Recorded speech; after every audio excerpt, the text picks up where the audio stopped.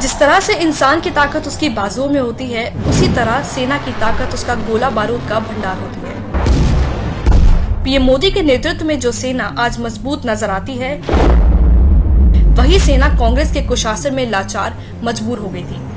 PM Modi के 6 साल के शासन में सेना जल, थल और वायु हर क्षेत्र में सशक्त हुई है और चीन को पछाड़कर आज भारत विश्व की सबसे बड़ी थल सेना वाला देश बन चुका है। आज हम आपको बताएंगे कि कैसे पिछले 6 सालों में पीएम मोदी ने देश की सेना को बनाया बाहुबली। वायुसेना। Rafale fighter jet. वर्षों से देश की वायुसेना को मल्टी रोल फाइटर जेट की जरूरत थी, जिसे सिर्फ मोदी सरकार ने पूरा किया और वायुसेना के लिए 36 राफेल फाइटर डील कर देश को सुरक्षित बनाया। अपाचे और चिनूक हेलीकॉप्टर। मोदी सरकार ने 2015 में बोइंग से 17,05,000 करोड़ रुपए के 22 अपाचे और 15 चिनूक हेलीकॉप्टर खरीदने का सौदा किया था। अपाचे दुनिया के सबसे अच्छे लड़ाकू हेलीकॉप्टर माने जाते हैं। कम ऊंचाई पर उड़ने की क्षमता की वजह से ये पहाड़ी क्षेत्रों में छिपकर वार करने में सक्षम है। C-17 ग्लोबल मास्टर विमान। अमेरिका की बोइंग कंपनी से मोदी सरकार ने एक और डील की। इसमें उन्होंने उनसे उनका C-17 ग्लोबल मास्टर विमान खरीदा। ये विमान किसी भी मौसम में लंबी दूरी तक बड़े लड़ाकू उपकरणों और सैनिकों को ले जाने में सक्षम है।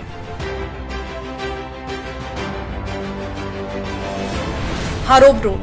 पीएम मोदी ने वायुसेना को और मजबूत बनाने के लिए 54 इजरायली हारोप ड्रोन की खरीद को मंजूरी भी दी। ये किलर ड्रोन दुश्मन के हाई वैल्यू सैन्य लक्ष्य को पूरी तरह से तबाह कर सकते हैं। थल सेना। S-400 missile defence system. S-400 missile defence system को दुनिया में सबसे अत्याधुनिक माना जाता है। पीएम मोदी 40,000 करोड़ रुपए खर्च कर इस मिसाइल डिफेंस सिस्टम की 5 रेजिमेंट को खरीदकर देश की सेना को मजबूत बना रहे हैं। T-90 tank. मोदी सरकार ने 464 T-90 भीष्म टैंक के लिए रूस से 13,448 करोड़ रुपए का समझौता किया, जिसके तहत नए T-90 टैंक अपग्रेड होंगे और इन्हें भारत में ही बनाया जाएगा।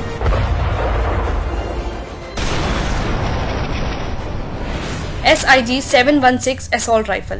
भारतीय सेना को 72,400 नई SIG-716 असॉल्ट राइफलों से लैस करने के लिए मोदी सरकार ने अमेरिका की कंपनी सिग सॉयर से 700 करोड़ रुपए का समझौता किया। Bullet proof jackets. 9 साल के इंतजार के बाद पीएम मोदी ने 2018 में सेना के जवानों को उपलब्ध कराई थी 1,86,000 बुलेट प्रूफ जैकेट्स। जल सेना। पनडुबिया।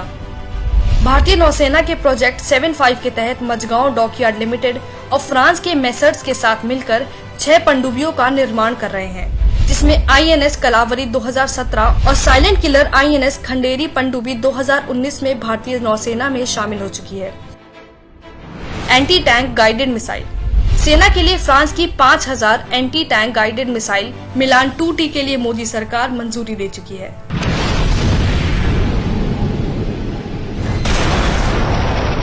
सेना को सशक्त बनाने के लिए पिछले 6 सालों में मोदी सरकार ने सेना को ये हथियार देने के साथ उनको अपना काम करने की पूरी छूट भी दी, चाहे वो दुश्मन देश को उसी के भाषा में जवाब देना हो या फिर सेना को देश की रक्षा करने के लिए हथियार खरीदना हो। मोदी सरकार ने सेना के हाथ हमेशा मजबूत किए, जबकि कांग्रेस ने हमेशा उनके हाथ रोके। 1962 में जब चीन ने भारत पर हमला किया, उस वक्त ना तो जवानों के पास ऐसे हथियार थे जो चीन के सामने टिक पाते और ना ही भीषण ठंड से बचने के लिए गर्म कपड़े थे। उस समय सैनिकों को पतले कपड़ों में माइनस के तापमान में युद्ध लड़ना पड़ रहा था।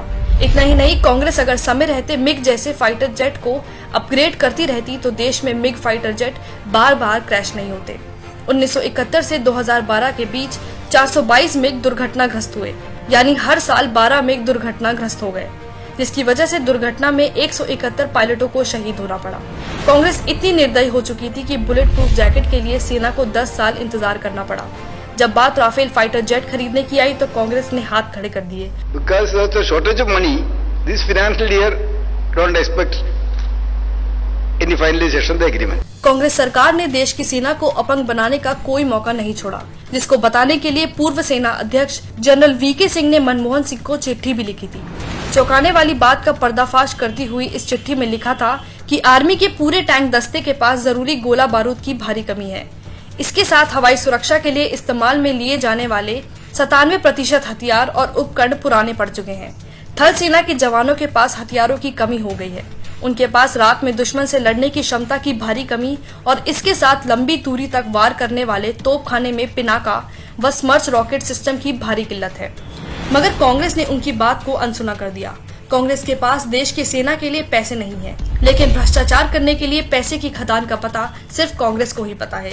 देश की सेना भी कांग्रेस के कुशासन में इतनी दुखी आ गई थी कि 2008 में वायुसेना के retired vice air chief marshal Pranab Kumar Barbora ने बिना कांग्रेस की इजाजत के ही दौलत बेग ओल्डी हवाई पट्टी को चालू कर दिया था, जो सामरिक दृष्टि से चीन को मुंह तोड़ जवाब देने के लिए काफी अहम है।